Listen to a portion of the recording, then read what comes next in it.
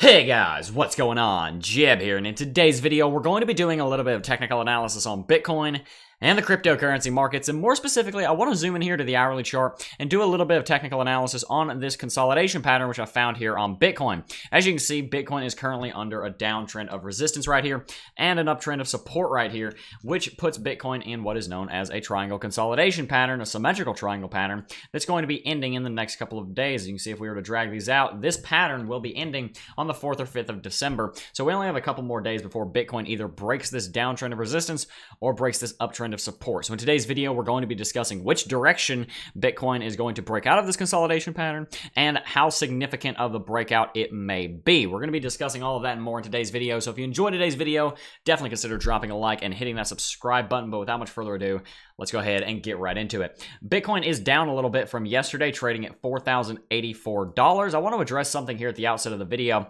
which was what I talked about in yesterday's video, I discussed what appeared to be a pretty janky, albeit inverse head and shoulders pattern right there with a shoulder like that. And a lot of people called me out and said, well, Jeb, that doesn't really look like an inverse head and shoulders pattern. It's a little lopsided. And yeah, I'll give you guys that. It is a pretty weird looking inverse head and shoulders pattern. I was mainly just bringing that up in case something happened because of the inverse head and shoulders pattern. It does look a little weird, and I don't want to put a ton of weight on it. That's why I wasn't calling for crazy price targets from this. But especially now that Bitcoin has started to just curve back on over right now, it doesn't seem like that's going to do a whole lot. So I want to give you guys an update on that I, H, and S. I also just want to talk about inverse head and shoulders patterns in that video. Anyway, Bitcoin is trending downwards over the last couple of hours. And if we give CoinMarketCap a little refresh here, we can see that it's basically traded sideways, but mostly traded downwards in the little bit of trading that it has done across all exchanges. Is trading around $4,100.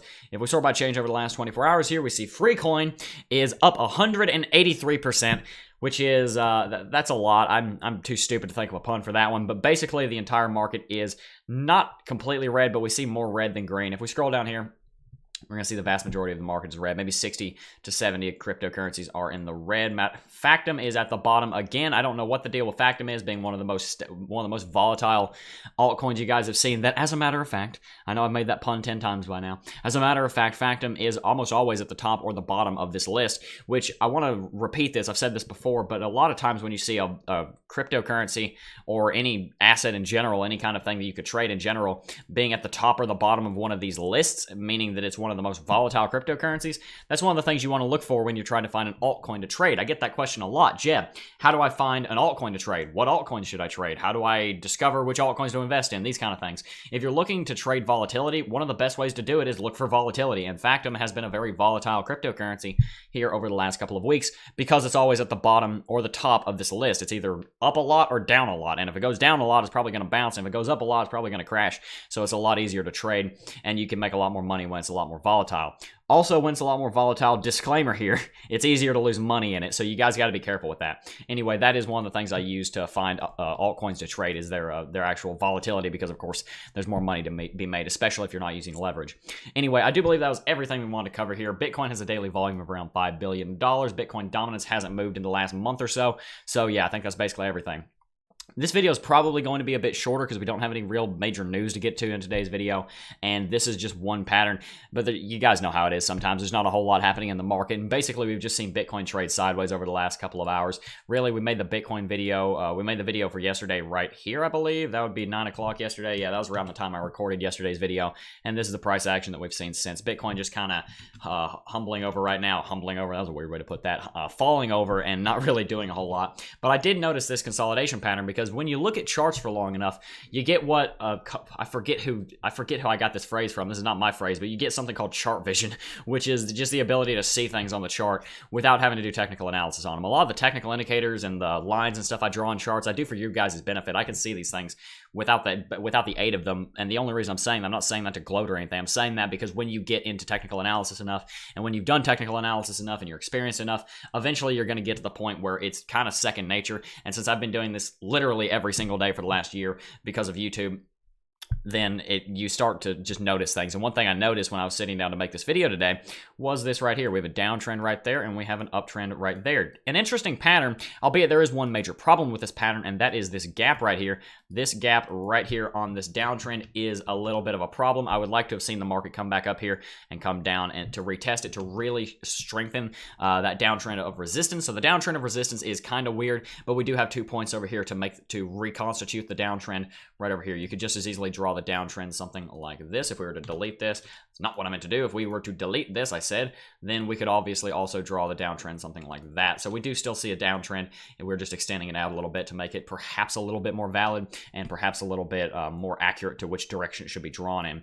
Anyway, the main thing I want to talk about with this is which direction it's going to break, and that ties into what I just talked about, which was this major gap here, because that major gap there right there, that major gap right there is kind of weakening. It kind of weakens that downtrend of resistance because there's missing a touch on it up here, which makes this a little bit weaker. Like I said, we have touches over here and we don't need to extend it back, but it seems to me that the downtrend of resistance is a little bit weaker than this uptrend of support. The uptrend of support has a lot of touches on it. It seems to be holding pretty well. We'll see over the next couple of hours if we bounce down here in between $4,000 and $4,050, or if we go below that. If we break below it, then we're probably headed towards $3,500 or $3,000, as I've talked about in previous videos. But actually, I want to make this very clear. I'm not exuberantly bullish on Bitcoin, and I'm not even what you might call very bullish on Bitcoin, but I'm slightly more bullish than I am bearish on Bitcoin right now, partially because of how, just based on the way the chart looks, guys, sometimes technical analysis just comes down to that, the way the chart looks. It seems that Bitcoin is probably going to break this just because this doesn't look as strong as this, and the reason I say that sometimes is an important factor, just the way it looks, is because other people doing the technical analysis are going to do trades based off of the way the market looks sometimes. So the way the market looks sometimes has something to do with it. That's what like an inverse head and shoulders pattern is. Other chart formations are examples of that. But this is just kind of the way this looks. This doesn't look very strong. Let's back that up with some more actual technical indicators, of course. If we come out here to the daily chart, I've talked about in previous videos about how the TA is starting to look more bullish for Bitcoin. We have finally gotten a bullish daily MACD cross, as you can see right here. The histogram is curved up above the 0 level, and we do see the MACD line crossing up here above the signal line, which is a very bullish thing indeed for Bitcoin. If we check Heikinashi, then Heikinashi is green, albeit it's not a very strong green just yet, but we have seen it just turn green, and Bitcoin hasn't really started moving up in an exuberant fashion just yet. So you kind of expect that when you first see Heikinashi turn. Anyway, there are a couple of problems with the idea that this is about to break bullish and that this is about to go north. And a couple of those problems have to do with the overall sentiment of the market and the fact that we've been trending downwards here for the last month or so. Basically, we're into December now, but basically all of November was either neutral or very bearish. We saw a lot of bearish price action come out of Bitcoin, and a lot of times when you see that amount of bearish price action or even bullish price action, it takes a little while for the tides to turn and for the other party, be it the bulls to the bears or the bears to the bulls, to regain their own control and regain the initiative, as you might call it, and be able to take back control of the market. So I'm not totally convinced that the bulls have it all the way yet. I'm not totally convinced that the bulls are about to bring us back up to 6,000. In fact, I would say that it's pretty unlikely that we go back up to $6,000 before the end of the year. But we could be about to see some bullish movement coming here because of this triangle pattern, because of that really janky inverse head and shoulders pattern I said yesterday, which I think is mostly invalidated now since we have bounced off of right here and we haven't started to go up. But I think there's probably a little bit of bullish price action coming. But like I said, guys, we're kind of sitting on a knife's edge right now. The bulls and the bears are in a deadlock right now. I just see the bulls being ever so slightly stronger than the bears. Like I said, the technicals, TA is on the side of the bulls, and the overall sentiment of the market is on the side of the bears right now. So it's kind of split. A lot of the TA is split, which is why I'm being what some people in the comments have called flip-floppy or wishy-washy on my TA. The main reason I'm being like this is because the technical indicators and the technical analysis isn't being very clear right now. So tell me in the comments section down below which direction you think Bitcoin is going to break out of this triangle pattern. Do you think this triangle pattern is valid, or do you think it's invalid because of this little hole right here? Do you think it's mostly valid because this uptrend is very well established? What do you think is going to happen here? Do you think Bitcoin's going to break back below $4,000 and head down towards that ultimate price target that I have of around $3,000? Tell me in the comment section down below what you think is going to happen. I'm interested, as always, to hear your opinions down below. Anyway, I do believe that was everything we want to talk about here. I did want to mention one more thing here at the outset of the video, at the end of the video rather, and that is actually the shorts chart. If we come out here to the daily chart, I want to go ahead and show you guys how high we are on the shorts chart for Bitcoin now, because that's actually a very important thing to be looking at. As we can see, the all-time high for shorts here on Bitfinex are right up here around 40,000. We kind of have a ceiling up here that Bitcoin shorts haven't gone above. And recently, over the last, well, mostly in November when Bitcoin was taking its cliff dive, the shorts started to rise again, and the shorts started to go up and up and up and up and up again, and Elon Musk is rolling in his grave, even though he's not dead, and he's very upset because Elon Musk hates short sellers. But anyway, we saw shorts go up and up and up, and the reason that's important is because shorts can only really go so high before kind of the momentum of the shorts turns around and the shorts start to go down again. And Bitcoin, of course, as we've discussed before, likes to see shorts go down because it gives Bitcoin strength. I'm going to leave that one right there. Anyway, the reason I like seeing Bitcoin shorts this high is because they normally don't go above $40,000, and 40,000 shorts. And they normally don't go up this high, and they normally don't go even farther. In fact, they've never gone that far up above 40,000 shorts. So when they're this high, that typically means that the only direction to go is down. And the reason that's important is because when you liquidate a short, what do? You have to buy Bitcoin to cover your position, which is bullish. And that is a nice thing to see. I'm not necessarily saying shorts are about to fall off a cliff for literally no reason. There's not really a big catalyst to see that coming. But if Bitcoin shorts do start moving in any direction, they're probably only going to move up just a little bit, and they're more than likely probably going to start moving down over the next 2 months or so.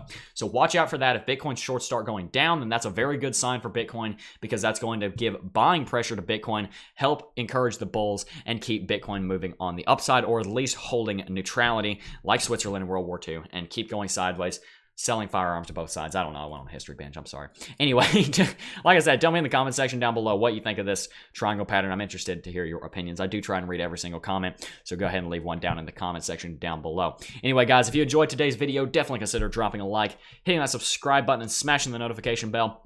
And also, if you guys are interested in giving me ideas for videos, of course, I'm not running out of ideas for videos. There's always stuff to talk about in the market. But if you guys have anything that you would like to see in a video, let me know in the comment section down below. I have a couple of ideas for the next couple of videos I want to do. I had someone request a Litecoin technical analysis video. I believe it was in the premiere of yesterday's video. It may have been in the comment section.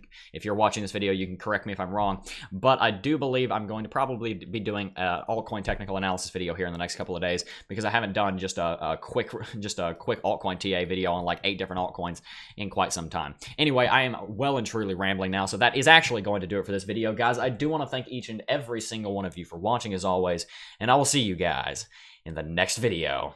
Peace.